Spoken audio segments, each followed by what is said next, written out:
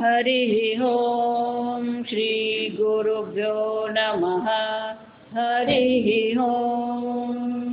ॐ पार्थाय प्रतिबोधितां भगवता नारायणेन स्वयं व्यासेन ग्रथितां पुराणमुनिना मध्ये महाभारतम् अद्वैतामृतवर्षिणीं भगवतीम् अष्टादशाध्यायिनीम् अम्ब त्वामनुसन्दधामि भगवद्गीते भवद्वेषिणीम् नमोऽस्तु ते व्यासविशालबुद्धे पुल्लारविन्दायतपात्रनेत्र येन त्वया भारततैलपूर्णः प्रज्वालितो ज्ञानमय प्रदीपः प्रपन्नपारिजाताय स्तोत्रवेत्रैकपाणये ज्ञानमुद्राय कृष्णाय गीतामृतदुहे नमः। सर्वोपनिषदो गावः दुग्धा गोपालनन्दनः पार्थो वत्ससुधीर्भोक्ता दुग्धं गीतामृतं महत् वसुदेवसुतं देवं कंसचाणूरमर्दनं देवकी परमानन्दं कृष्णं वन्दे जगद्गुरुं भीष्मद्रोणतथा जयद्रथजला गान्धारनीलोत्पला शल्यग्राहवती कृपेण वहने कर्णेन वेलाकुला अश्वत्थामविकर्णघोरमकरा दुर्योधनावर्तिनी सोत्तीर्णा खलु पाण्डवैरणनदी कैवर्तककेशवः पाराशर्यवचः गीतासगन्धोत्कटं नानाख्यानककेसरं हरिकथा सम्बोधना बोधितं लोके सज्जनषट्पदैरहरः पेपीयमानं मुदा भूयाद्भारतपङ्कजं कलिमल प्रध्वंसिन श्रेयसे मूकं करोति वाचालं पङ्गुं लङ्घयते गिरिं यत्कृपातमहं वन्दे परमानन्दमाधवम् इन्द्ररुद्रमरुतः सुन्वन्ति दिव्यैस्तवैः वेदैः साङ्गपदक्रमोपनिषदैः गायन्ति यं सामगाः ध्यानावस्थिततद्गतेन मनसा पश्यन्ति यं योगिनः यस्यान्तन्न विदुःसुरासुरगणाः देवाय तस्मै नमः।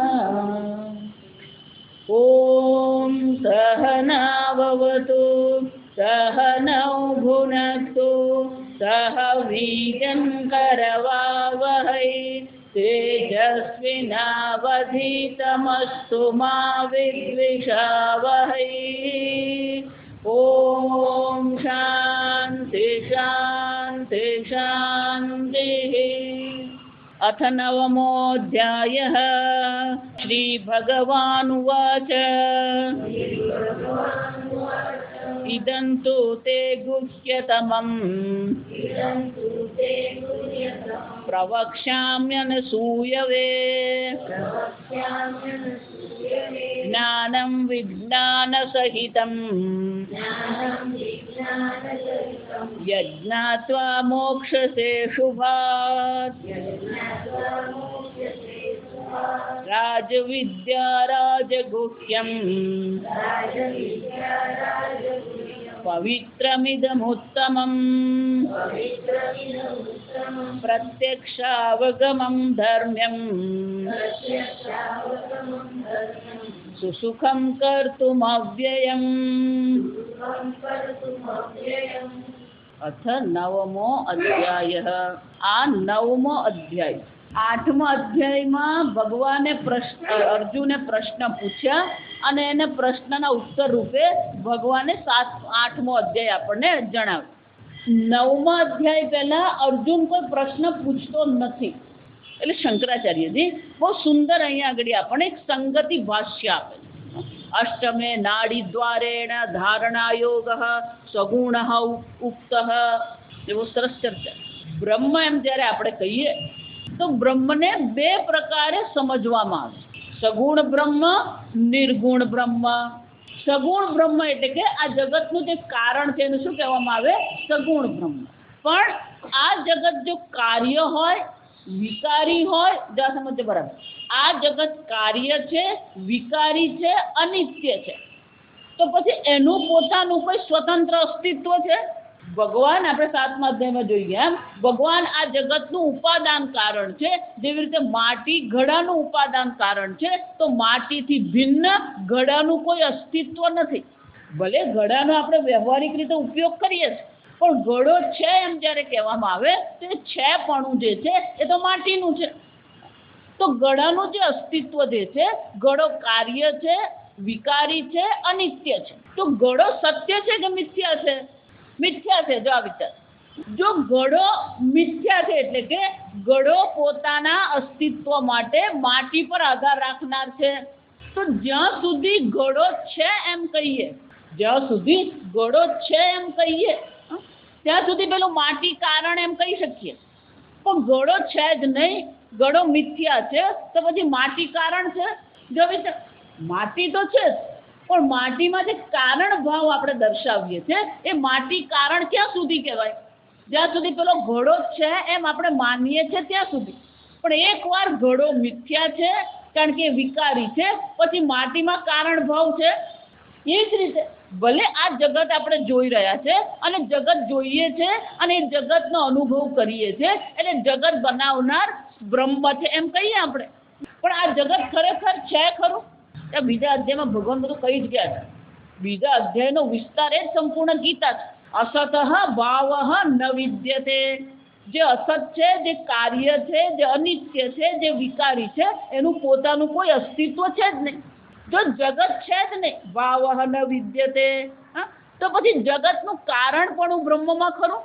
જેમ ઘોડો છે ત્યાં સુધી જ આપણે માટી કારણ કહી શકીએ, એ જ રીતે આ જગત છે એમ કહીએ ત્યાં સુધી જ પેલું બ્રહ્મ કારણ છે. પણ આ જગત છે જ નહીં. અહીંયા જે કંઈ છે ઈશ્વર માત્ર છે. જો ઈશ્વર માત્ર છે, બ્રહ્મ માત્ર છે, તો આ જગત છે જ નહીં. ને જો જગત છે જ નહીં તો પછી બ્રહ્મ સગુણ છે એમ કહી શકીએ? આમ સગુણ બ્રહ્મ આપણે ત્યાં સુધી જ કહેવાનું છે જ્યાં સુધી આ જગતને આપણે સત્ય માની રહ્યા છીએ. એકવાર આ જગત મિથ્યા થઈ ગયું પછી એ બ્રહ્મ પણ શું છે? નિર્ગુણ બ્રહ્મ. સ્વરૂપથી તો બ્રહ્મ કેવું છે? સત્યમ જ્ઞાનમ અનંતમ બ્રહ્મ. આ એનું સ્વરૂપ છે. અને એટલે શંકરાચાર્યજી કહે છે નાડી દ્વારેણ ધારણા યોગ સગુણ ઉક્ત. આ બ્રહ્મને સગુણ તરીકે આપણે જોયું, એટલું જ નહીં, નાડી દ્વારેણ ઉત્તરાયણ દક્ષિણાયન બે માર્ગ દ્વારા આપણે દર્શાવવામાં આવ્યું. સુષુમ્ના નાડીથી પ્રાણનું ઉર્ધ્વ ગમન કરાવીને ધારણા યોગ કરીને જ્યારે પ્રાણ બહાર કાઢે છે તો એ પ્રાણની ગતિ કઈ થાય છે? ઉત્તરાયણ ગતિથી બ્રહ્મલોકની એને પ્રાપ્તિ થાય છે. તસ્ય ચ ફલમ, અને એનું ફળ શું છે? અગ્નિ અર્ચિરાદિ ક્રમેણ કાલાંતરે બ્રહ્મ પ્રાપ્તિ લક્ષણમ એવ. અને ત્યાં પણ બે દર્શાવવામાં આવ્યું. એક કૃષ્ણ પક્ષ છે, બીજો કૃષ્ણ ગતિ છે, બીજી શુક્લ ગતિ છે. એમાં કૃષ્ણ ગતિ તો કેવી છે? આવૃત્તિ છે. જો આ વિચાર, પણ પેલી શુક્લ ગતિ જે છે કેવી છે? અગ્નિ અર્ચિરાદિ. અગ્નિ અને અર્ચિ એટલે પ્રકાશ. અર્ચિતનો અર્થ શું થાય? પ્રકાશ. આ પ્રકાશ માર્ગથી અર્ચિ માર્ગથી એની ગતિ થાય છે અને ત્યાં બ્રહ્મલોક એ પહોંચે છે. અને બ્રહ્મલોકમાં કાલાંતરે ઘણા સમય પછી એને બ્રહ્મ પ્રાપ્તિ થઈ શકે છે. અને એકવાર જો એને ત્યાં બ્રહ્મ જ્ઞાન પ્રાપ્ત થઈ ગયું તો પછી શું છે? અનાવૃત્તિ રૂપમ નિર્દિષ્ટમ, એની પછી ફરીથી આવૃત્તિ એટલે કે ફરીથી એને આવવાનું રહેતું નથી. પણ આવું જ્યારે કહેવામાં આવ્યું હોય તત્ર અનેન એવ પ્રકારેણ મોક્ષ પ્રાપ્તિ ફલમ અધિગમ્યતે ન અન્યથા ઇતિ, તો કેટલાક લોકોના મનમાં એવો ભાવ આવી જાય કે આ પ્રકારથી જ મોક્ષની પ્રાપ્તિ કરવાની છે. અહીંયા મહેનત કરો, ધ્યાન કરો, પ્રાણાયામ કરો, ધારણા કરો અને પ્રાણને શું કરવાનું? ઉર્ધ્વ ગમન કરાવીને મૃત્યુ સમયે ક્યાં જવાનું? બ્રહ્મલોક પહોંચવાનું. જો આ પ્રકારથી મનમાં ગોઠવાઈ ગયું તો એ મનમાં પછી શું થશે? આ રીતે જ મોક્ષ પ્રાપ્તિ થઈ શકે. ન અન્યથા બીજી કોઈ રીતે મોક્ષ પ્રાપ્તિ થઈ શકે એવી કોઈ શક્યતા નથી. તદ આશંકા વ્યાવૃત્તયા, આ શંકાની નિવૃત્તિ કરવાની ઈચ્છાથી ભગવાન શું કરે છે? આ નવો અધ્યાય પોતે જ શરૂ કરે. આગળ હું કહી ગઈ એમ કે આ જે અનાવૃત્તિ જે છે એ ભલે મોક્ષ છે પણ એ ક્રમ મુક્તિ છે. જો એક વસ્તુ યાદ રાખો, ગમે એટલું તમે પ્રયત્ન કરો, જો આ સમજજો, ગમે એટલા યોગાસન કરો ને ગમે એટલા પ્રાણાયામ કરો ને બ્રહ્મ જ્ઞાન પ્રાપ્ત કરો, પણ જીવનની એક જે હકીકત છે શું છે? મૃત્યુ કોઈ ટાળી શકે એમ છે જ નહીં. ગુજરાતીની કહેવત છે, મૂયા વગર સ્વર્ગે જવાય નહીં. સ્વર્ગનું સુખ મેળવવું હોય તમારે, પણ અહીંયા તો તમારે શું કરવું પડે? મરવું જ પડે. જો વિચારજો, અહીંયા મર્યા વિના સ્વર્ગે જવાય નહીં. તો મૃત્યુ જે છે એ મૃત્યુ કોઈ ટાળી શકે એમ છે? જેને ક્રમ મુક્તિની ચર્ચા કહીએ, બ્રહ્મલોકમાં જઈને બ્રહ્મ પ્રાપ્તિની ચર્ચા કરીએ, પણ અહીંયા તો એને શું છે? પ્રયાણ કાલે અહીંયા તો એને મૃત્યુનો સામનો કરવો જ પડે. જો વિચાર, એટલે ભજગોવિંદમાં પહેલા શ્લોકમાં શંકરાચાર્ય શું કહે છે? સંપ્રાપ્તે સન્નિહિતે કાલે. એકવાર મૃત્યુ તમારી સામે આવીને ઊભું રહી ગયું, આ જગતની કઈ વસ્તુ તમારી રક્ષા કરશે? ગમે એટલું ધન હોય ને ગમે એટલું જ્ઞાન હોય ને ગમે એટલી પ્રતિષ્ઠા હોય, એનો અર્થ શું થયો? ભલે એ બ્રહ્મલોકમાં હું જઈશ અને ક્રમમુક્તિ મને મળશે, પણ અહીંયા તો મારે શું કરવાનું છે? મૃત્યુનો સામનો કરવાનો જ છે. પણ અહીંયા જ જો એ મૃત્યુને હું ટાળી શકું, તો આ ટાળવું એટલે એમ નહીં માનવાનું કે અજર અમર થઈ ગયા. જેમ પરીક્ષિત રાજાને સુખદેવજીએ જ્યારે બ્રહ્મ વિદ્યાનો ઉપદેશ કર્યો અને એણે 12મા સ્કંદમાં કીધું હું બ્રહ્મ છું, બ્રહ્મ હું છું.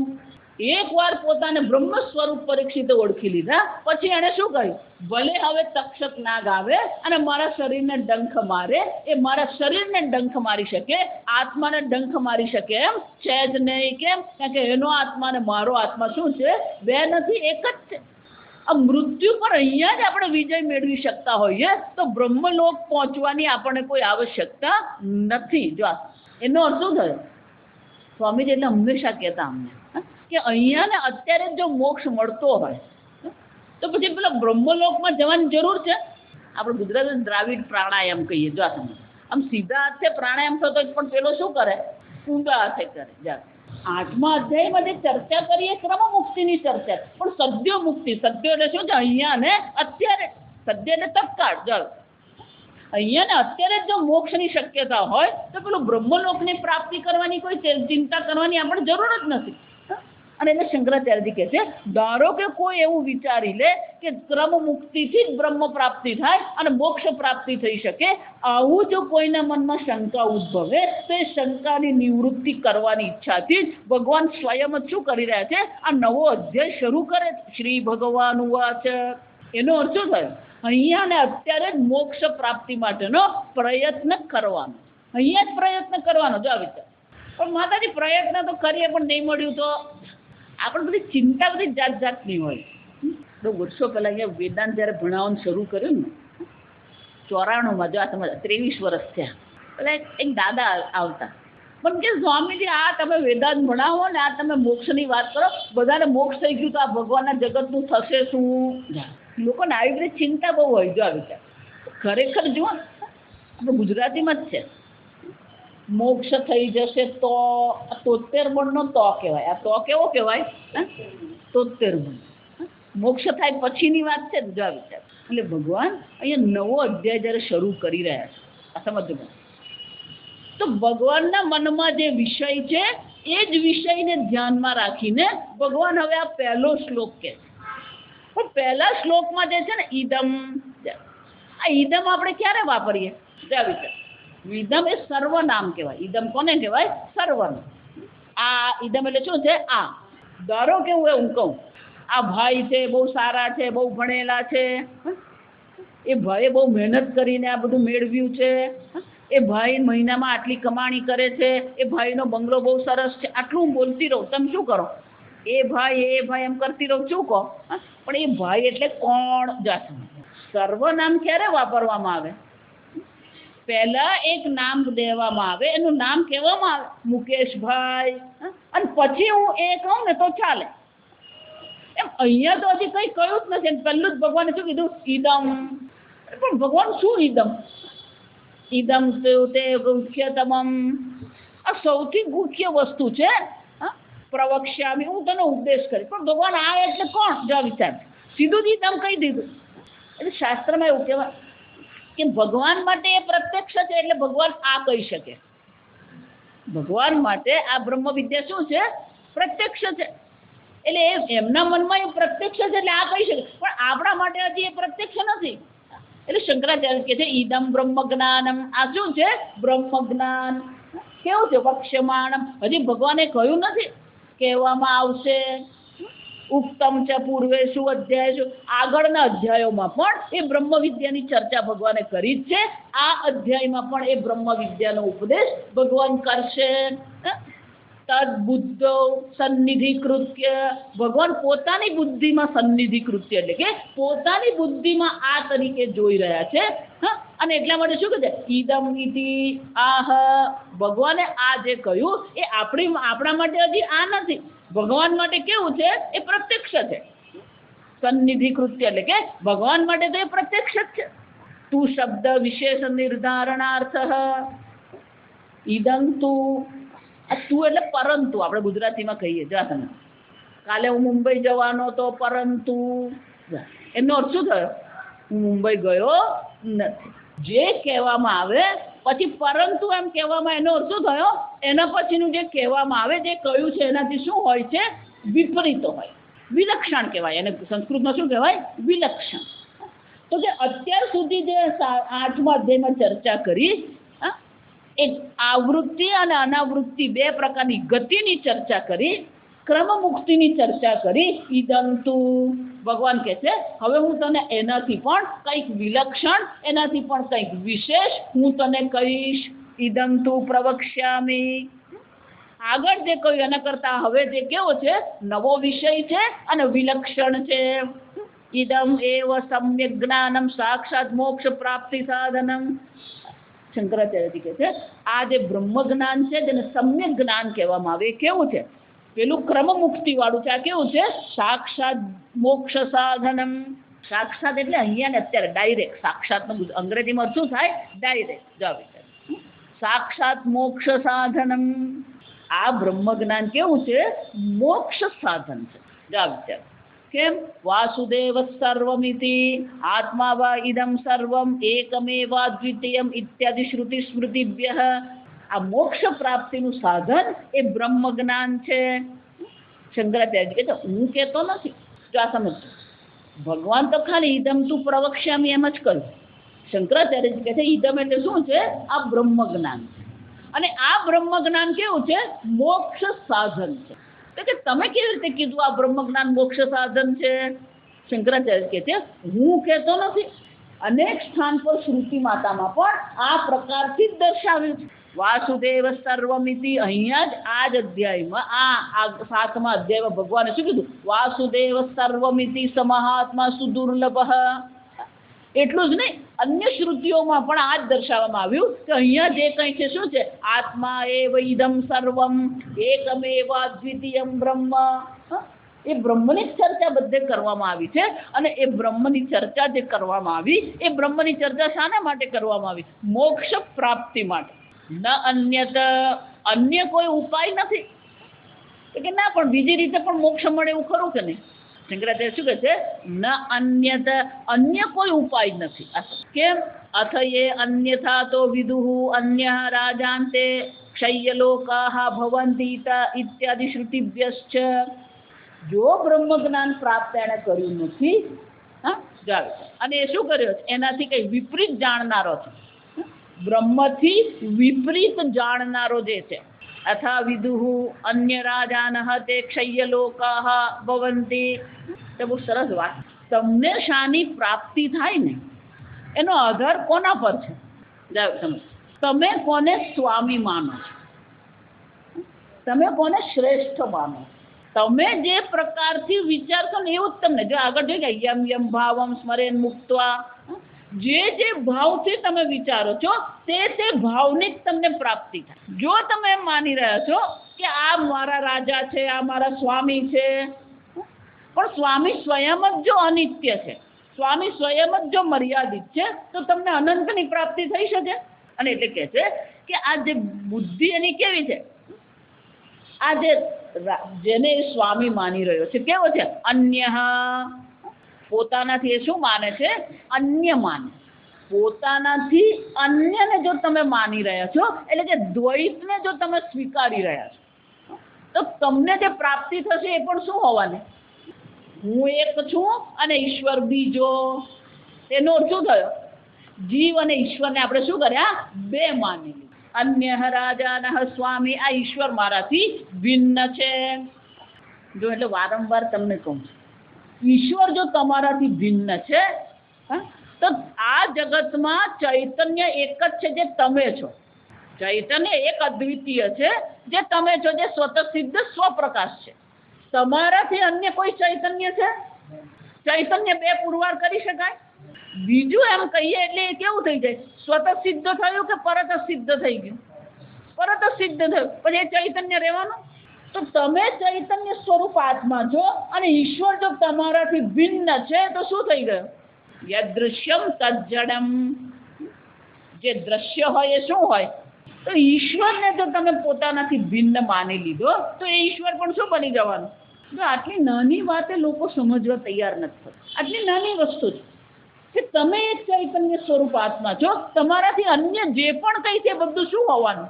જડ જ હોવાનું. અને એનું જે તમે ચિંતન કરતા રહેશો, અન્ય તરીકે તમે ચિંતન કરતા રહેશો, તો તમને જે પ્રાપ્ત થશે એ પણ શું હોવાનું? ક્ષય્યાલોકાઃ ભવન્તિ. એને જે લોકની પ્રાપ્તિ થશે એ લોક અનંત છે. ક્ષય્યલોક એટલે કે અનિત્ય લોકની એને પ્રાપ્તિ થશે. કોને અનિત્યની ઈચ્છા છે? મને કહો. બધાને નિત્યની જ ઈચ્છા છે. અને એટલે શંકરાચાર્યજી કહે છે, શ્રુતિ માતા પણ આપણને એ જ કહે છે કે જો ઈશ્વરને પણ તમારાથી ભિન્ન તમે જાણ્યો તો તમને જે પ્રાપ્તિ થશે એ કઈ પ્રાપ્તિ થવાની? જે ક્ષય લોક જે છે, અનિત્ય લોકની પ્રાપ્તિ થશે. જો એટલે વારંવાર હું કહું કે લોકો એવા જાતના સંપ્રદાય બનાવે ને, એ સંપ્રદાયમાં પછી એવી બધી વાતો કરતા હોય છે, ઈશ્વર ઉપર છે ને, ઈશ્વર આ ધામમાં છે ને, ઈશ્વર પેલા લોકમાં છે. અને પરદેશના ધર્મ યાદ ચર્ચા કરે છે ને આપણા દેશમાં એ બધા સંપ્રદાય જે ચર્ચા કરે, કઈ ચર્ચા કરે? આ જ ચર્ચા કરે. જો આ સમજ, પરદેશના જ દ્વૈતવાદી છે અને અહીંના જે સંપ્રદાય છે એ બધા પણ શું છે? દ્વૈતવાદી જ છે. ઈશ્વરને પોતાનાથી ભિન્ન જ માની રહ્યો છે. અને ધારો કે પણ એને સમજાવવાનો પ્રયત્ન કરીએ ને, ના હું ઈશ્વર કેવી રીતે હોઉં? જો એટલે ભગવાન વારંવાર કહેવું પડે, ન અત્ર સંશય, ન અત્ર સંશય. અર્જુન, આમાં કોઈ સંશય કરવાની જરૂર નથી. સંશય કરશે તો શું થવાનું? આ જ્ઞાનની પ્રાપ્તિ તને થઈ શકે નહીં.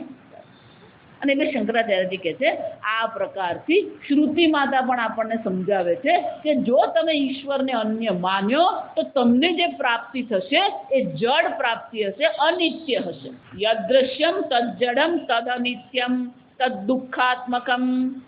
જે દ્રશ્ય હોય, જડ હોય, એમાં સુખ નામની વસ્તુ હોઈ શકે છે.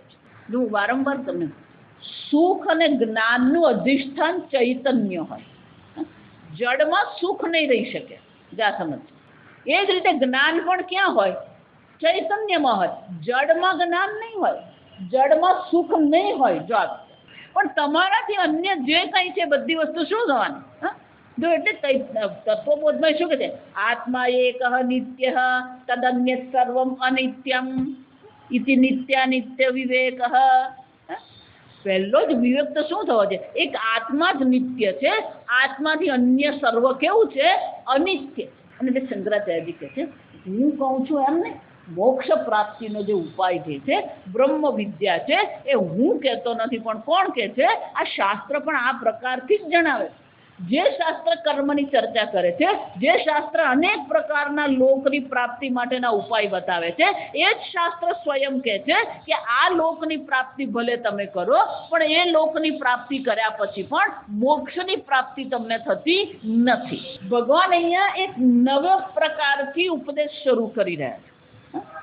એક નિયમ એવો છે, કોઈ પણ ગ્રંથ હોય કે કોઈ પણ નવો વિષય હોય, ત્યારે એ વિષયમાં 4 વસ્તુ જોવામાં આવે. એને શાસ્ત્રમાં અનુબંધ ચતુષ્ટય કહેવામાં આવે. એટલે શું કહેવામાં આવે? અનુબંધ ચતુષ્ટય. આ 4 હોય ને તો જ એ આપણા માટે અધ્યયન કરવા યોગ્ય કહેવાય. અનુબંધ ચતુષ્ટય હોય તો જ શું કહેવાય? એ અધ્યયન માટે યોગ્ય છે. અનુબંધ ચતુષ્ટય જે છે એમાં પહેલું જે છે એને વિષય કહેવામાં આવે. એનો વિષય શું છે? તો કે અહીંયા વિષય શું છે? સમ્યક દર્શન અથવા બ્રહ્મ જ્ઞાન એ વિષય છે. આ એક જ શ્લોકમાં 4 ભગવાને દર્શાવ્યા છે. આ સમજ, આ એક શ્લોકમાં ભગવાને આ 4 આપણને દર્શાવે. ઈદમ ટુ ઈદમ એટલે બ્રહ્મ જ્ઞાનમ. બ્રહ્મ જ્ઞાન એ વિષય છે. એનો અધિકારી કોણ છે? અનસૂયવે. ભગવાન અર્જુનનું જે રીતે સંબોધન કરે છે, એ એક જ સંબોધનના શબ્દથી ભગવાને અધિકારીત્વ બતાવ્યું. અનસૂયવે. અસૂયા. અસૂયા એટલે ઈર્ષ્યા. અસૂયાનો અર્થ શું થાય? ઈર્ષ્યા, માત્સર્ય. અન્ય ગુણેશુ દોષ દર્શનમ. કોઈના પણ આપણે ગુણની વાત કરીએ ને, આ પેલા શેઠ છે ને, અરે મને ખબર છે કોણ છે, આને શું કહેવાય? ગુણેશુ દોષ દર્શનમ. આ એક ઈર્ષ્યાને 2 રીત. બીજી છે ને બહુ મજાની, અન્ય ગુણ અસહિષ્ણુત્વમ. બીજાના ગુણ જોઈને એના હૃદયમાં શું થાય? તેલ રેડાય. અસહિષ્ણુ એ બીજાના ગુણ સહન કરી શકે નહીં. અથવા તો બીજાના ગુણમાં શું જોવાનો પ્રયત્ન કરે? દોષ જોવાનો પ્રયત્ન. સ્વામીજી કે આ ઈર્ષ્યામાં એક વસ્તુ પોઝિટિવ છે, વિધેયાત્મક, કે જે જુએ છે ને ગુણ છે. જા સમજજો, જે જુએ છે એ તો શું છે? ગુણ જ છે. જા વિચારી જજો. દોષ જોતો નથી, જુએ તો શું છે? જ્યાં સુધી અન્યના ગુણ, અન્યની શ્રેષ્ઠતા તમે જુઓ નહીં, ત્યાં સુધી ઈર્ષ્યા આવે નહીં. ઈર્ષ્યામાં આટલું એક પોઝિટિવ છે કે જે જુએ છે તો શું છે? એનું સારાપણું છે, ગુણ છે, વિદ્યા છે, વિશેષતા છે, શ્રેષ્ઠતા છે, કે આ જગતમાં કોઈ પૂર્ણ છે જ નહીં. એટલે આપણે ગુજરાતીમાં એવું કહીએ, શેરને માથે સવા શેર. કોઈ વિદ્યાથી શ્રેષ્ઠ છે, કોઈ ધનથી શ્રેષ્ઠ છે, કોઈ પ્રતિષ્ઠાથી શ્રેષ્ઠ છે, કોઈ સત્તાથી શ્રેષ્ઠ છે, અનેક પ્રકારની શ્રેષ્ઠતાઓ. પણ એ શ્રેષ્ઠતા જોઈને આપણે ઈર્ષ્યા કરવાની કે દોષ દર્શન કરવાની કોઈ જરૂર નથી. અર્જુન કોણ છે? અનસૂયવે. અર્જુન કેવો છે? અનસૂય છે. કોઈનામાં એ દોષ દર્શન કરતો નથી. સુખી થવો ને તો એક સહેલો ઉપાય છે. સુખી થવાનો સહેલો ઉપાય કયો છે? કોઈના પણ દોષ દર્શન કરવા નહીં અને દોષની ચર્ચા કરવી નહીં. માતાજી એ જ કરીએ અમે. સુખી થવું હોય તો આ છોડી જાય. કોઈ દોષ જોવાના નહીં, અને હોય ને તો એને આંખ આડા કાન કરી દેવાના, માથાકૂટ કરવાની જ નહીં. આ પુષ્પ છે એમ જ્યારે આપણે કહીએ તો હું જ્યારે પુષ્પ જોઉં તો મારી બુદ્ધિ કેવી થવાની? પુષ્પાકાર થવાની. જો હું દોષ દર્શન કરીશ તો મારી બુદ્ધિ કેવી થવાની? દોષાકાર. તો મને ફાયદો થયો, ગેરફાયદો થયો? એક વસ્તુ જો તમે, દોષ દર્શનમાં આપણે ક્યારેય કોઈ ફાયદો થતો નથી, કારણ કે આપણી બુદ્ધિ કેવી થવાની? દોષાકાર વૃત્તિ. જેટલા મોટા ભાગેના જેટલા દોષ આપણે બીજામાં જોઈએ છે ને, એ દોષ બધા સાંભળેલા દોષ છે. બધું સાંભળેલું જ હોય. પેલું આવો છે ને, પેલી આવી છે ને, પેલા આમ કર્યું ને, પેલા આમ કર્યું. એનો અર્થ શું થયો? ખરેખર એનામાં દોષ છે કે નથી એ શું છે આપણને ખબર છે? સહસાન નિશ્ચિતવ્યમ. એક સુભાષિત છે, બહુ સરસ. ક્યારેય અચાનક કોઈ નિર્ણય નહીં કરવાનો. કોઈ પણ પરિસ્થિતિ હોય, કોઈ પણ વ્યક્તિ તમારી સામે આવે, અચાનક કોઈ નિર્ણય નહીં કરે. કેમ? કે વ્યક્તિ કોણ છે, એ પરિસ્થિતિ શું છે, તમે પૂરેપૂરું જાણતા જ નથી. અને તમે એના વિશે શું કરી દો છો? અભિપ્રાય બાંધી દઈએ છો. અને પછી તમે શું કરો છો? પછી એ વ્યક્તિ જુઓ છો કે તમારો અભિપ્રાય જુઓ છો? એકવાર મનમાં દોષ બુદ્ધિ કરી પછી તમે એ વ્યક્તિને જોતા જ નથી. જે જુઓ છો એ તો શું જુઓ છો? દોષ જ જુઓ છો તમે. બહુ વિચારવા જેવી વસ્તુ. એક વ્યક્તિ ક્યાંક જઈ રહી હતી અને પેલો સામેથી એક વ્યક્તિ આવતા જોઈ, એના હાથમાં પેલું ચપ્પુ હતું. સહસા નિશ્ચિતવ્યમ આ વિચાર હતો. પણ જ્યાં પેલો ચપ્પુ લઈને આવતો આપણે જોઈએ ને એટલે આપણા મનમાં તો શું આવી જાય, પણ એ શા માટે ચપ્પુ લઈને આવે છે આપણને ખબર જ નથી. અને પછી એ ચપ્પુ લઈને આવતો હતો અને આપણે આરામથી ચાલતા હોઈએ ત્યાં, અને અચાનક જ જો આપણી બાજુ દોડવા માંડે તો આપણને શું થાય? આવી પરિસ્થિતિ આપણે શું વિચારીએ? આપણે જે જોઈએ છે એવું જ હોય એવું જરૂરી નથી. આ સમજો. આપણે જેવો અનુભવ કરીએ છીએ એવું જ હોય એવું જરૂરી નથી. પેલી વ્યક્તિ દોડી રહી છે કેમ? એને જોઈ પેલો પાછળ વાઘ આવી રહ્યો છે, એ ચપ્પુ લઈને દોડતો હોય શાના માટે? આપણને બચાવવા માટે. અને આપણને શું લાગે? આ મારવા આવ્યો, કંઈ પણ હોઈ શકે. જો એટલા માટે જ આપણું શાસ્ત્ર કહે છે પ્રત્યક્ષ જે જ્ઞાન જે છે, ભલે એ પ્રત્યક્ષ જ્ઞાન છે પણ એને આધારે તમે કોઈના વિશે કોઈ નિર્ણય નહીં બનાવી.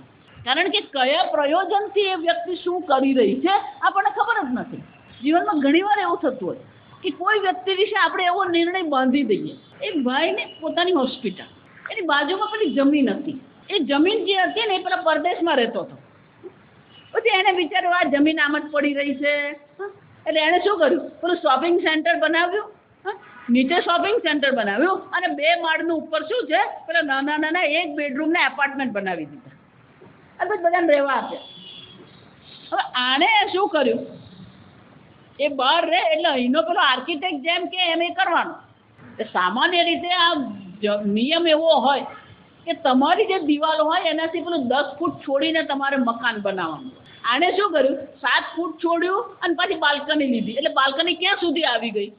આ પહેલાના દિવાલ સુધી આવી ગઈ. પણ જે ડોક્ટર હતો એને પેલા નગરપાલિકામાં કીધું ને આર્કિટેક્ટને કીધું ને બધું વિચારો કરી જો, પણ પેલા શું કર્યું?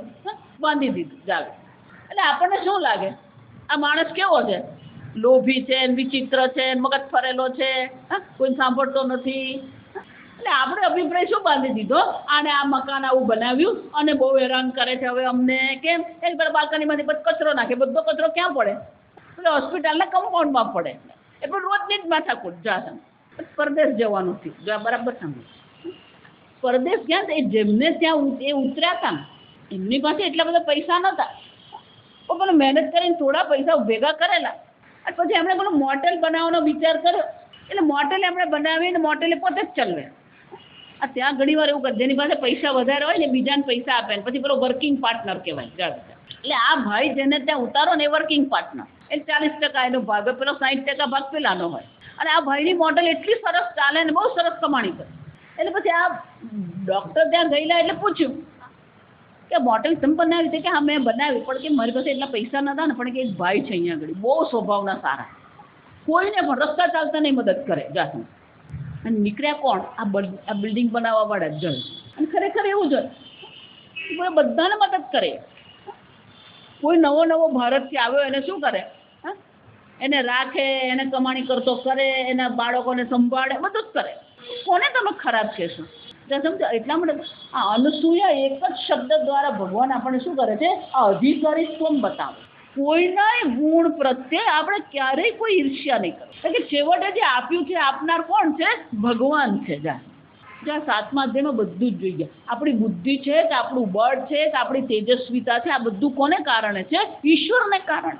બુદ્ધિ ભગવાન શું કહે કે બુદ્ધિશાળીની બુદ્ધિ હું છું, તેજસ્વીનું તેજ હું છું, બલમ બલવતામસ્મી બળવાનોનું બળ હું છું, તપસ્વી છું, આ તપસ્વીઓનું તપ પણ અર્જુન હું જ છું. કોઈ અભિમાન નહીં. જો એટલે વારંવાર જે છે ને એ બધું ઈશ્વરે આપેલું છે. ઈશ્વરે આપ્યું એમ કહીએ ને તો પછી અભિમાન નહીં આવે. અને એટલે ભગવાન અહીંયા કહે છે કે અધિકારી કોણ છે? અનસૂયવે. કોઈની કોઈ ઈર્ષ્યા નહીં, દોષ દર્શન નહીં કરવા. સર્વ ઈશ્વર છે તો પછી દોષ ક્યાં છે? મને બતાવો. જો સર્વ ઈશ્વર જ છે તો પછી દોષ ક્યાં છે? ઈશાવાસ્યૈદગમ સર્વમ. એક ભાઈ છે અત્યંત બુદ્ધિશાળી, વૈજ્ઞાનિક, મોટા વૈજ્ઞાનિક છે. એની પત્ની છે ડોક્ટર છે. એની પત્નીને બધા સાથે બને, ખાલી સાસુ ને નણંદ સાથે જ નહીં બને. તો મને કહો એ સારી ખરાબ? જો આ સમજો છો, કંઈક એવું બની ગયું કે સાસુ નણંદની સાથે વાત કરવા એ તૈયાર નહીં જાત, પણ નણંદને ત્યાં લગ્ન તો મોસાડ કરવા નહીં આવી જાત, પણ બાકી આખા જગત સાથે એને શું છે, બહારના કોઈ પણ વ્યક્તિને એનું નામ દે, અરે એ બહુ સરસ છે. હું એટલે તમને કહું, કોઈના વિશે કોઈ અભિપ્રાય બાંધવાની જરૂર જ નથી. આપણું મન કેવું હોવું જોઈએ, ઓપન માઇન્ડેડ. જો તમને ખુલ્લું રાખીએ આપણું મન. એક સંબંધ કે એક પરિસ્થિતિથી આપણે વ્યક્તિનો નિર્ણય નહીં કરી શકીએ. અને એટલા માટે જો આ અર્જુન એને જ કહેવાય અનસૂય, બ્રહ્મ વિદ્યા પ્રાપ્ત કરવી હોય ને તો આ પહેલો ગુણ આપણામાં હોવો જોઈએ, કોઈ દોષ દર્શન કરવા, જે જેવું છે ને એવું એને છોડી દેવાનું. પણ આપણે પકડી રાખીએ, આ કેમ આવું. આપણા દુઃખનું કારણ એ વ્યક્તિ નથી, આપણા દુઃખનું કારણ શું છે, આ વ્યક્તિ આવી હોવી જોઈએ. આપણે અભિપ્રાય બાંધે. જો ભગવાન કહે છે આ બ્રહ્મ વિદ્યા પ્રાપ્ત કરવી હોય તો પહેલી વસ્તુ શું કરવાની, જે જેવી છે ને એ છોડી દો. જે ગમે જગદગુરુ જગદીશને તે તણો ખરખરો ફોક કરો. આમ વિષય બ્રહ્મ વિદ્યા છે, અધિકારીત્વ શું છે, અનસૂયા. જ્ઞાનમ ચ વિજ્ઞાન સહિતમ, આ વિષય થયો. બ્રહ્મ જ્ઞાન જે છે પણ એ બ્રહ્મ જ્ઞાન કેવું હોવું છે, વિજ્ઞાન સહિતમ. વિષય શું છે, બ્રહ્મ જ્ઞાન છે, પણ એ બ્રહ્મ જ્ઞાન કેવું હોવું છે, વિજ્ઞાન સહિતમ. વિજ્ઞાન એટલે કે એ જે શ્રવણ કરી રહ્યા છે એ આત્મસાત આપણે કરી લઈએ. શાસ્ત્ર કહે છે તું બ્રહ્મ છે, તો આપણે સમજી લઈએ હું બ્રહ્મ છું. જ્ઞાનમ વિજ્ઞાન સહિતમ. આમ વિષય બ્રહ્મ જ્ઞાન છે, અધિકારી અનસૂય છે, પણ તેનું પ્રયોજન શું છે, યજ્ઞાત્વા મોક્ષ છે અશુભાત. એનું પ્રયોજન શું છે, જેને જાણવાથી મોક્ષની પ્રાપ્તિ થશે. મોક્ષ શું થયો, પ્રયોજન થયું. વિષય, અધિકારી, પ્રયોજન અને સંબંધ. અનુબંધ ચતુષ્ટયમાં 4 વસ્તુ આ. વિષય જ્ઞાન, વિજ્ઞાન સહિત જ્ઞાન, અધિકારી અનસૂયા, પ્રયોજન શું છે, મોક્ષ અને સંબંધ. ભગવાન સ્વયં સંબંધ બતાવે છે, જ્ઞાત્વા મોક્ષ છે. બ્રહ્મ જ્ઞાન જેને પ્રાપ્ત થાય છે એને મોક્ષની પ્રાપ્તિ થાય છે. આમ જ્ઞાન અને મોક્ષનો શું છે, સંબંધ છે. વિષય 3 વસ્તુ છે, જો સમજો, વિષય છે, અધિકારી છે અને પ્રયોજન છે. તો પ્રયોજન સાથે વિષયનો સંબંધ શું છે, આ વિષય એટલે કે બ્રહ્મ જ્ઞાનથી મોક્ષની પ્રાપ્તિ થાય. અધિકારી અને પ્રયોજનનો સંબંધ શું છે, જે અધિકારી છે એને જ્ઞાન થાય છે અને જેને જ્ઞાન થાય છે એને મોક્ષની પ્રાપ્તિ. આ સંબંધ થયો. આમ પહેલા શ્લોકમાં ભગવાન આપણને શું કરી રહ્યા છે, આ અનુબંધ ચતુષ્ટય દર્શાવે છે કે હે અર્જુન, હવે હું તને જ્ઞાન સહિત, વિજ્ઞાન સહિત જ્ઞાનનો ઉપદેશ કરીશ, જેને જાણવાથી તને મોક્ષની અવશ્ય પ્રાપ્તિ થશે. એનો અર્થ શું થયો, ક્રમ મોક્ષની ચર્ચા અહીંયા કરવી નથી. અહીંયા કઈ ચર્ચા છે, સદ્ય મોક્ષની ચર્ચા અર્જુન. આમ આ અનુબંધ ચતુષ્ટય છે. અને એટલે શંકરાચાર્યજી આગળ કહે છે તે તુભ્યમ ગુહ્યતમમ. પણ આ જ્ઞાન કેવું છે, ગુહ્યતમમ. જ્ઞાન કેવું છે, સૌથી ગૂઢ છે. ગુહ્યતમમ નો અર્થ શું થાય, સૌથી ગૂઢ છે. કે આ જ્ઞાન સૌથી ગૂઢ કેમ છે, વ્યવહારમાં 2 વસ્તુ છુપાવવામાં. ગૂઢ એટલે છુપાયેલું. વ્યવહારમાં 2 વસ્તુ છુપાવવામાં. એક દોષ છુપાવવામાં આવે અને એક સૌથી કિંમતી વસ્તુ હોય ને એ છુપાવવામાં. આપણે કંઈક ખોટું કર્યું હોય જાહેર કરીએ નહીં, છુપાવીએ. અધર્મ છે, દોષ છે, એને શું કરવો પડે, છુપાવવું. છુપાવવાની 2 જ વસ્તુ, ક્યાં તો દોષ હોય અને ક્યાં તો કિંમતી વસ્તુ. હીરાનો હાર હોય ને એ બહાર ટેબલ પર મૂકી રાખવો જ નહીં હોય, ત્યાં એને શું કરવાનો હોય, ગુહ્યમ, છુપાવી રાખવાનું. તો કે આ બ્રહ્મ જ્ઞાન ગુહ્યતમમ છે, દોષવાળું છે, તે સૌથી કિંમતી છે, શ્રેષ્ઠ છે. કેવું છે, શ્રેષ્ઠ. કે આ બ્રહ્મ જ્ઞાન ગુહ્ય કેમ છે, એના અનેક કારણ છે. બ્રહ્મ જ્ઞાન ગુહ્યતમમ છે, સૌથી ગૂઢ છે. પહેલું એ છે કે ઉપદેશ કર્યા પછી સમજાતું નથી. ઉપદેશ કર્યા પછી પણ શું છે, તું બ્રહ્મ છે 25 વાર સાંભળે છતાં પણ શું થાય, માતાજી ઉપરથી ગયું. સ્વામીજી કે બ્રહ્મ વિદ્યાને છુપાવવાની જરૂર જ નથી. કેમ, પેલો સાંભળે પછી પણ શું છે, શ્રુત્વાપીને વેદ કશ્ચિત. ગીતામાં આગળ કહી છે, આશ્ચર્ય જ. આશ્ચર્યવદ વદતિ કશ્ચિદૈનમ આશ્ચર્યવદ પશ્યતિ આશ્ચર્યવદ ચાન્યં શૃણોતિ. અર્જુન, આ બ્રહ્મ વિદ્યા કેવી છે? આત્મવિદ્યા કેવી છે? બ્રહ્મ વિદ્યાના દર્શન કરવા એટલે કે આત્મ દર્શન કરવા આશ્ચર્ય છે, આત્માનું શ્રવણ કરવું આશ્ચર્ય છે, આત્માનો ઉપદેશ કરવો પણ પદ્ધતિ એટલે ઉપદેશ કરવો પણ શું છે? આશ્ચર્ય. અને ચોથું આશ્ચર્ય કયું છે? શ્રુત્વાપી છે ન વેદ કશ્ચિદ, અને કોઈક એવો વિરલો છે જે સાંભળ્યા પછી શું છે? સમજતો નથી. આમ આ ગુસ્યતમ એટલા માટે છે કે ગમે એટલું એને સમજાવવાનો પ્રયત્ન કરીએ, સમજવું અઘરું છે. સાંભળ્યા પછી પણ એ જ્ઞાન થતું એ એટલા માટે ગુસ્ય છે કારણ કે બ્રહ્મ જ્ઞાન શ્રવણ વિના થઈ શકે નહીં. અને પ્રમાણ પ્રવૃત્તિ કહેવાય. અને શું કહેવામાં આવે? પ્રમાણ પ્રવૃત્તિ. કોઈ પણ જ્ઞાન જે છે એ પ્રમાણ પ્રવૃત્તિ વગર નહીં થાય. જ્યાં સુધી તમે યોગ્ય પ્રમાણની પ્રવૃત્તિ કરો નહીં ત્યાં સુધી તમને જ્ઞાન થઈ શકે નહીં. અને આ બ્રહ્મ જ્ઞાન જે છે એના માટે પ્રમાણ કોણ છે? શાસ્ત્રમ તે પ્રમાણમ. શાસ્ત્ર શું છે? એના માટે પ્રમાણ. પણ એ પ્રમાણ પ્રવૃત્તિ થવી જોઈએ. જો એટલે કઈ ગઈનું આગળ કે લોકોને શાસ્ત્ર અધ્યયનમાં રુચિ જ નથી, ગુરુને રુચિ નથી, શિષ્યને રુચિ નથી. એ લોકોને એમ છે શાસ્ત્ર અધ્યયન શું કરવાનું? એમ મતલબ કઈ ધ્યાન બતાવો જ જા. જો એટલા માટે જ બ્રહ્મસૂત્ર તમે જુઓ, અથા તો બ્રહ્મ જિજ્ઞાસા. પહેલું શું છે? આ બ્રહ્મ જિજ્ઞાસા, બ્રહ્મને જાણવાની ઈચ્છા થવી જોઈએ. એટલે ત્યાં શું કીધું? અથા તો બ્રહ્મ જિજ્ઞાસા કર્તવ્ય. આપણા માટે બીજું બધું કર્તવ્ય બહુ છે. ઘર ચોખ્ખું રાખવું પડે, લગ્નમાં જવું પડે. માતાજી આજે તો અખાત્રી લગ્નમાં જવાનું હોય એ તો કર્તવ્ય. દીકરાને રાખવું કર્તવ્ય, પૌત્રને રાખવું કર્તવ્ય. પણ આ બ્રહ્મ જિજ્ઞાસા કર્તવ્ય બને? બ્રહ્મને જાણવાની ઈચ્છા શું છે? કર્તવ્ય. પણ કે બ્રહ્મ શું છે? આગળ કઈ આ સગુણ બ્રહ્મ જેમાંથી આ જગતની ઉત્પત્તિ થઈ, જેમાં આ જગત રહે છે અને જેમાં ભગવાન જગત લીન થઈ જાય છે, કોણ છે? તદ બ્રહ્મ તદ વિજિજ્ઞાસસ્વ. આ બ્રહ્મનું લક્ષણ બતાવે. પણ કે આ બ્રહ્મને જાણવું કેવી રીતે? એટલે ત્રીજા સૂત્રમાં કહે છે શાસ્ત્ર યોનિત્વાત. બ્રહ્મને જાણવું હોય તો ઉપાય શું છે? શાસ્ત્ર એકમાત્ર. યાજ્ઞવલ્ક્ય મુનિએ પણ મૈત્રેયીને શું કીધું? આત્માવારે દ્રષ્ટવ્ય. જાતે કર્તવ્ય એટલે તવ્ય કહેવાય ને, એમ દ્રષ્ટવ્ય. આ દર્શન કરવા યોગ્ય હોય તો એક જ છે. કોણ છે? આત્મા. માતાજી અમને આત્મા વગર બધું જ દેખાય, તમે બીજી વાત કરો. ખરેખર દર્શન યોગ્ય કોણ છે? આત્મા. તો કે આત્માના દર્શન કરવા શું કરવાનું? શ્રોતવ્ય. શાસ્ત્ર શ્રવણ કરો. શ્રવણ કર્યા પછી નથી સમજાતું? મંતવ્ય. મનન કરો, ચિંતન કરો. જો સવારે એટલે જ કહી દો, સવારની ચર્ચામાં આપણી શ્રદ્ધા બ્રહ્મ જ્ઞાન પર હોય. મારું કલ્યાણ કરનાર એક જ વસ્તુ છે ને એ શું છે? બ્રહ્મ જ્ઞાન. બ્રહ્મ જ્ઞાન પર આપણે જ્ઞાન પર શ્રદ્ધા થવી જોઈએ કે મારું કલ્યાણ કરનાર કોણ છે? આ જ્ઞાન છે. ઇદમ તુ જ્ઞાનમ વક્ષ્યામિ. ભગવાન એટલે શું કહે છે? આ જ્ઞાનનો તને ઉપદેશ કરીશું.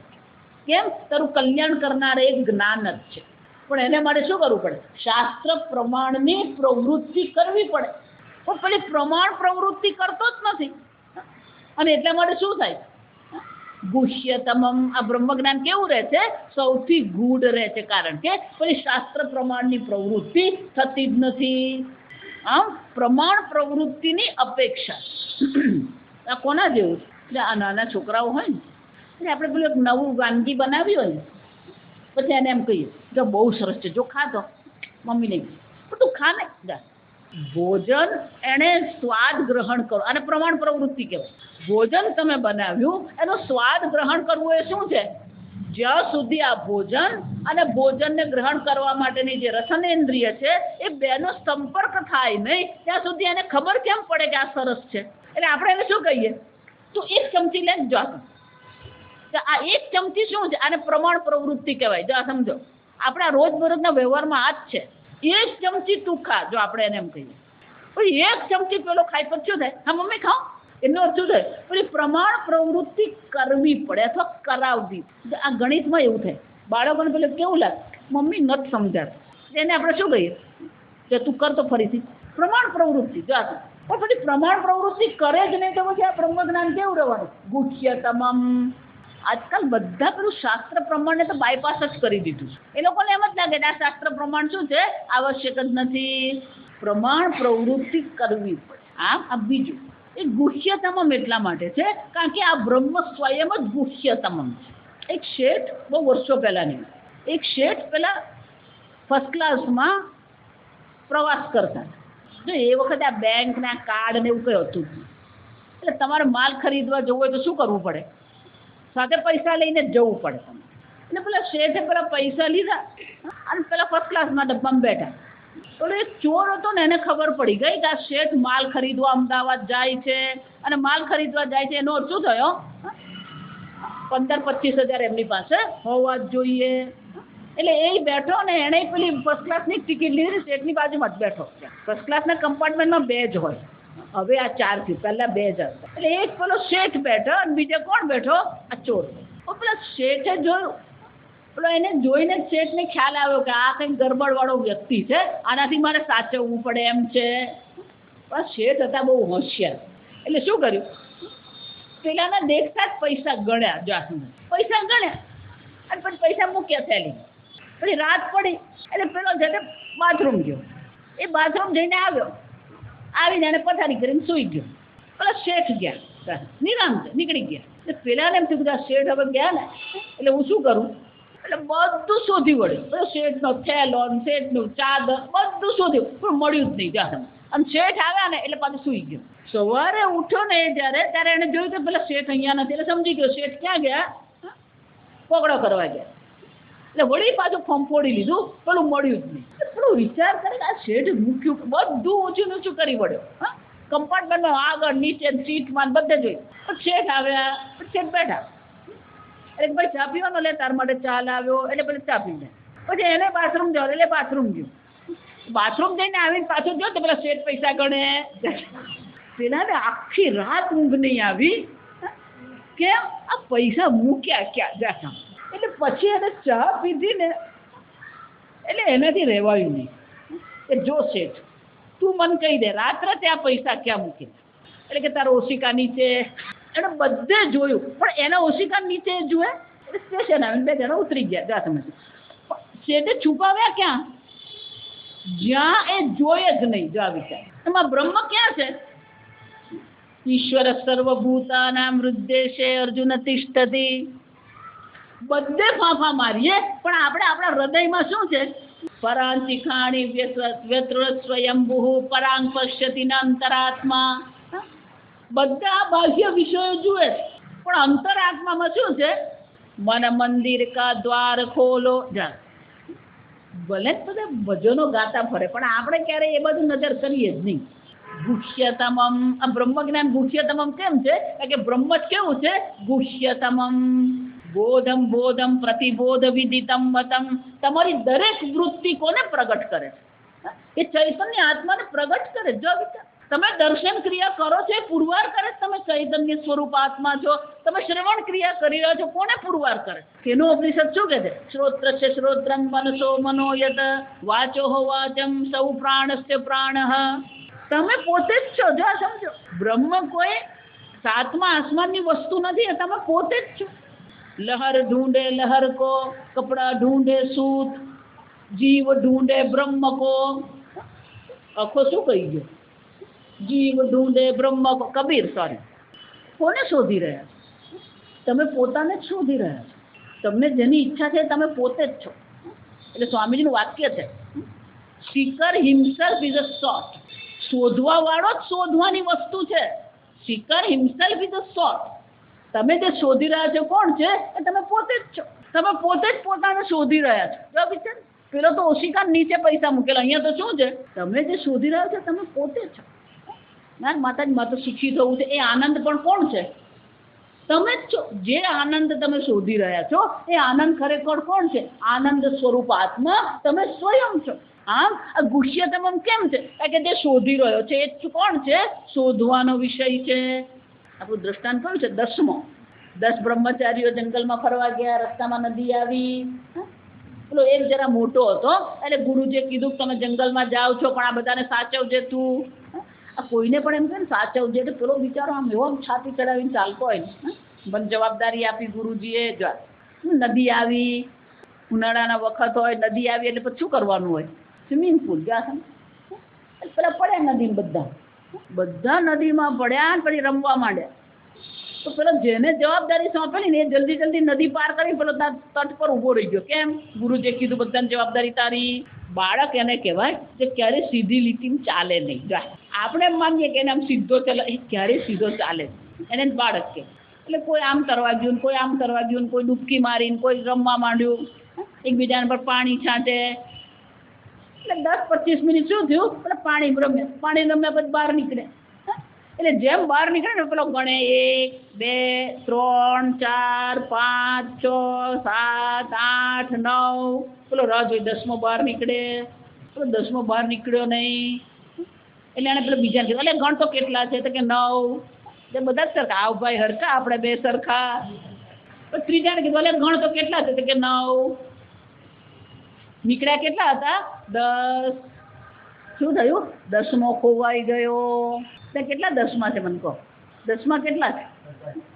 10 10મો છે. જો સમજજો, જે શોધી રહ્યો છે 10મો છે. જો વિચાર, તો 10 જણા કોણ છે?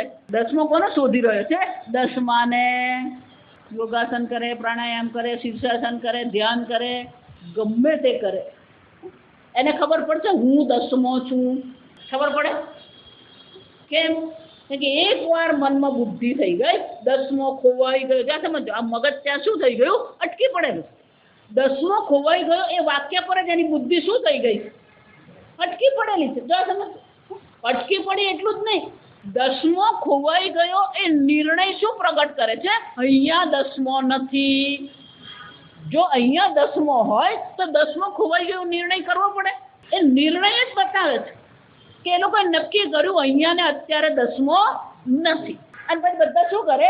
10મો શોધવા નીકળ્યા. કોઈ ઝાડ પર ચડ્યું, કોઈ નદીમાં ગયું, બધું જ કરે મળે. એટલે પછી પેલો જે લીડર હતો ને, આ કહેવાતો લીડર કહેવાય આને, એ રડવા લાગે. એ રડે એટલે બાકી ના પડશે.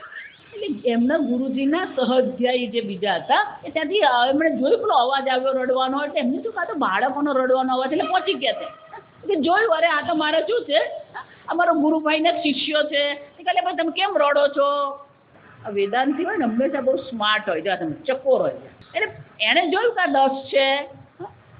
એણે તો જોયું એટલે જ જોઈ લીધું કે આ 10 છે. પણ રડે બોલે ભાઈ તું શાંત થાવ, તમે શું થયું? તો કે ગુરુજી જો ને 10મો ખોવાઈ ગયો. ભૂષ્ય તમામ કેમ છે? તમે જે શોધી રહ્યા છો એ તમે પોતે જ છો. તમને જે આનંદની ઈચ્છા છે, આનંદ કોણ છે? એ તમે પોતે જ છો. 10મો 10માને શોધી રહ્યો છે. એમ આપણે શું કરી રહ્યા? જીવ ઢૂંઢે બ્રહ્મ કો, તીનો ઊત કે ઊત. ઊત કે ઊત એટલે શું છે? મૂર્ખાનો સરદાર. આમ ભગવાન શું કહે છે? ઇદમ ગુષ્યતમમ. આ જ્ઞાન કેવું છે? સૌથી ગૂઢ છે. હજી બીજા 2 કારણ છે. જો સમજ, હજી 3 કારણ આપણે જોઈએ. આવતીકાલે આગળ જોઈએ.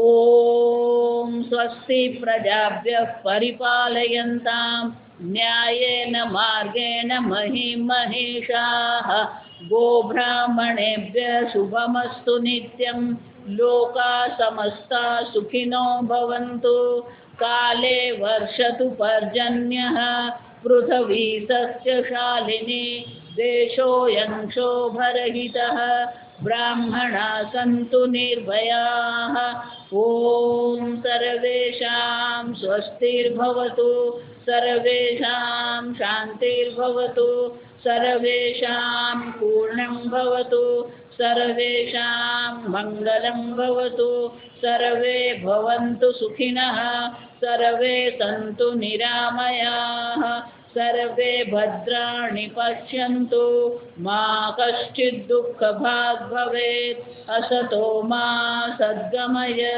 તમસો મા જ્યોતિર્ગમય મૃત્યોર્મા અમૃતંગમય ઓમ પૂર્ણમદ પૂર્ણમિદં પૂર્ણાત પૂર્ણમુદચ્યતે પૂર્ણસ્ય પૂર્ણમાદાય પૂર્ણમેવાવશિષ્યતે ઓમ શાંતિ શાંતિ શાંતિ હરિ ઓમ શ્રી ગુરુભ્યો નમઃ હરિ ઓમ